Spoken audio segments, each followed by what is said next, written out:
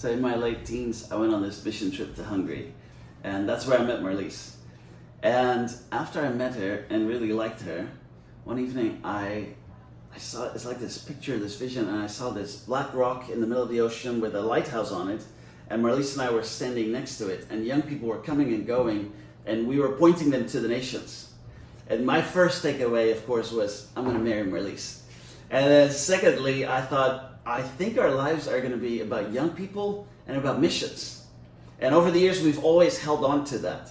And of course, I grew up on a YWAM base, and just growing up in a YWAM base, you hear about Loren Cunningham, right? You know, the vision of the waves. Is that really you, Lord? And the founder of our mission. And but it wasn't until later that I really met him, when me and my friends, we started a youth organization and did these youth events. And of course, at that point, Loren had kind of become our hero. And we thought, what if we asked him to come and speak? And we did, and he came.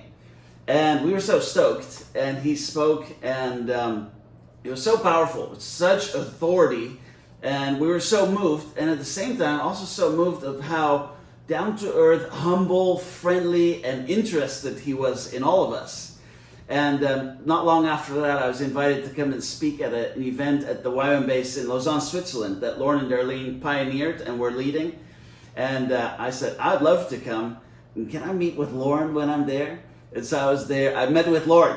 And he had just these incredible stories of changing the world and what God was doing and the future of missions and YWAM. And I loved it. And then over the years after that, there were different times that we intersected and got to meet. And then a few years ago, of course, Marlies and I moved to Kona here in Hawaii. And the base that Loren and Darlene also founded and were leading. And so then I met with Loren, and he starts talking about the Kona base. And he said, now this started with a prayer meeting, and God spoke to us about starting a YWAM base here in Kona. And he said that this would be a lighthouse to the nations. And it was only when I was here that I was putting it together, I realized, gosh, when I was a teenager, on a mission trip to Hungary, God spoke to me about a black rock island with a lighthouse on it, and Marlies and I standing next to it and sending young people to the nations. And it made me realize God spoke to me about YWAM Kona many years ago, because I'm old. And I was only just now putting the pieces together. And so Loren and I were talking, and I was so grateful, both Marlies and I, to be here. And this last few years has been such an interesting season and a huge transitional season, right?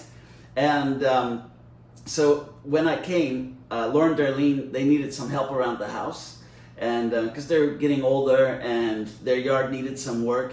And so Darlene said, Daniel, would you and Aiden, your son, be willing to help us out around the house? And we'll pay you and all of that. And so I told Marlies, I hate working in yards. I'm not excited about this at all. And Marlies was like, Daniel, don't say that. Be grateful. There's an opportunity to serve them. And I thought, yes, I should be spiritual and serve them. And so I said, yeah, we'll do it. And we did. We went. And it was great. We did almost nothing. And then Loren said, hey, come here. And we sat at the table, and he said, turned to my son, Aiden. He said, Aiden, do you have any questions? And we talked for hours. Anyways, after a few weeks of working at their house once a week, I kind of worked myself out of the job and commissioned my son to continue doing the work.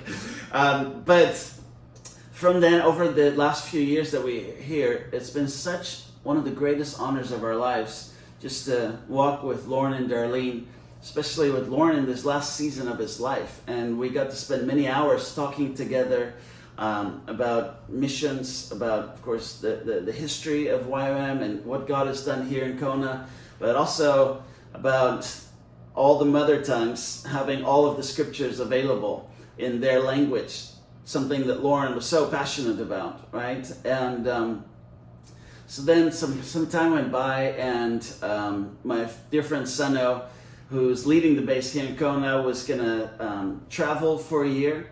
And so we had to talk. At that point, I was on the leadership team here, and we were talking, gosh, who's going to take his place? Who's going to lead the base?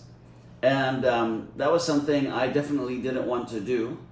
Marlies and I came here with no really ambition or like a job opening or any specific role. We just came here in obedience to the Lord, and we thought we'll serve anywhere, and we were just so grateful to be part of everything going on here. So then one day in our leadership team meeting, Sano made this joke, and he said, "No, maybe you should lead the base." And I just laughed with him, and I said, "No, there's no way." And then afterwards I started thinking, gosh, if ever that becomes a serious ask, I should be ready to give a good answer on why I shouldn't lead the base. And so I started thinking, and I started building this list of reasons why I shouldn't lead YWAM Kona. And I had really good reasons, like very solid reasons. And I felt great about having that in my arsenal to reply if ever there'd be serious ask. And then a little while after that, as I was meditating on my list, I felt the displeasure of the Lord over it. And I thought, okay, I'll abandon my list. And it probably wasn't helpful that I was just meditating on all my weaknesses. So I abandoned it. But in my heart, I was still like, no, I don't want to lead this base. And so then some time would go by. And then in the first few months of 2023, last year, I was traveling quite a bit. And in different places I went, I started getting these prophetic words about leading the base. And every time I would just kind of laugh and brush it off. And then I was on this flight to South Africa on a long 16-hour flight. I just watched a movie, nothing spiritual going on. And suddenly the presence of the Lord came over me, and I started to pray for our campus here in Kona and just started to weep. And I couldn't stop, and these deep groans came up, and I was just crying out to God for this base. And it just went on for hours, maybe 4 or 5 hours. I just couldn't stop. And the presence of the Lord was so strong, and I was feeling God's heart for our base here. And after that happened, I thought, okay, I think something is up. I mean, I've been praying for our base, and I shed a few tears here and there, but this was different. And so I came home, and I said, Marlies, something is up. And I said, which I told nobody, I said, I think I'm going to be leading the base, at least for a season. I said, I just can't get away from it. It just feels like it's coming to me, but I didn't tell anybody. So then it came to 1 week before Sano left. He was going to go for a year. He really wanted to lay down the role. And we had a bit of crisis internally with the team. And then I finally shared. And then it turned out Loren and Dar wanted me to lead, and others also had words, but nobody wanted to tell me because they wanted me to hear from the Lord. And I apparently had so much resistance in my heart. It took the Lord months to break down my resistance and bring me to the place where I was willing. Anyways, all that to say, I said yes, jumped into that role. And I felt the fear of the Lord because I knew that year, 2023, was going to be a huge transitional year for us in Kona, but even just for the movement, right, with Loren's passing. And I thought, gosh, Lord, we want to do this right. And so in these final months of Loren's life last year, I got to spend lots of time with Loren. And we'd visit at his house, and we would talk about all kinds of things. And then my last time with Loren, actually I'll back up one more time. Loren, he said, "Daniel, I want to wash your feet, and I want a moment of impartation for the leadership team." So I gathered our team, and he washed Darlene's feet. And there was not a dry eye there as he prayed for his wife and thanked God for him and washed her feet, and it was just so moving. And he washed my feet and prayed for me and blessed me, and then he prayed for everybody in our leadership team, and it was a powerful moment. This was August 29th. After that, he got up and he went to bed, and he never got out again. And then I would visit him and sit by his bedside, and since we talk, we read the Bible, and on about a week or 10 days or so before he passed was my last time with him. I was sitting by his bed. One of the things is we read through Revelation 4 and 5, describing the throne scene in heaven, and I said, "Loren, this is where you're going." And there was such peace on his face. He said, "That is where I'm going." I remember his last text to me. He signed off. He said, "Loren, closer to heaven than earth, but with peace that passes understanding." And so my last time there with him, we prayed, we held hands, and he was very kind. He said very kind things. And then I knew it was time to go, and I felt that this was the last time. I just knew it. As I stood up, and it was so hard to let go of his hand. I didn't want to let go. I loved Loren. And but I let go, and I stood up to turn around, And I couldn't. I turned one more time back to him, and Loren was laying there in his room in like the hospital bed on his back. And at this point, his voice had become so weak, he would just whisper. And so I turned back one more time to see him, and he lifted his right hand, and he had his index finger up, and he looks at me, and he whispers, all, every. And I said, yes, Loren, we'll go to the alls and everys. And then I walked out the room, closed the door, and I cried. That was my last time with Loren. And then about a week later, it was Friday morning, and I woke up that morning at 4 a.m., which I don't normally wake up that early. Woke up suddenly at 4 a.m., and I felt the urgency, and I felt the imminency of Loren's passing somehow.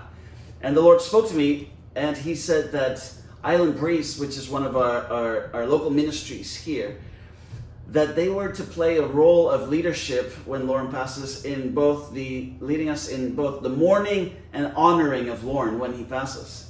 So I got up and I reached out to them, sent a text like, hey, we got to talk. And I went over to our prayer room and just wanted to pray a bit, and I felt led to read about Moses passing. And so I was in the end of Deuteronomy, where it describes how Moses passes, and then it says that the Israelites mourned for 30 days. And just the 30 days were highlighted, and I remember thinking, gosh, I wonder when Loren passes if there's going to be like this 30-day window for us to intentionally remember and kind of process the loss of our founder before we move on. And then it said that Joshua, the wisdom of God was on him because Moses had laid his hands on him. And I just felt the encouragement of the Lord that there was grace, there was wisdom, there's grace to lead.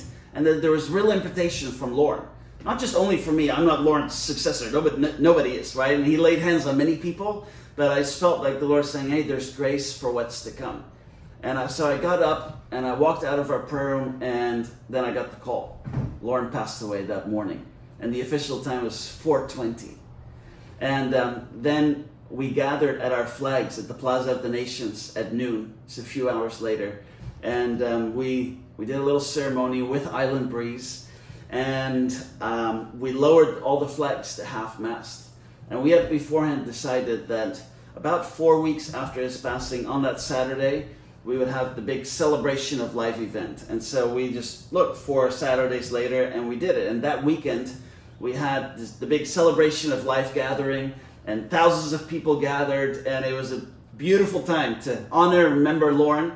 And then the next day, it was Sunday, at around noon, we gathered around the flags again, and we decided we're going to raise the flags again, and we realized it was exactly 30 days later, to the hour when we lowered the flags. And nobody could have planned it, right? And then so we all gathered around the flags, and then I read Mark 16:15, which is like our foundational Bible verse, that we would go into all the world and preach the gospel to every creature.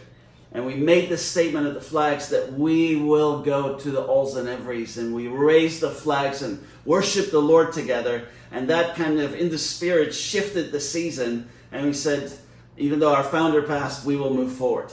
And we will stay mission true and serve the Lord and keep going to the alls and everys.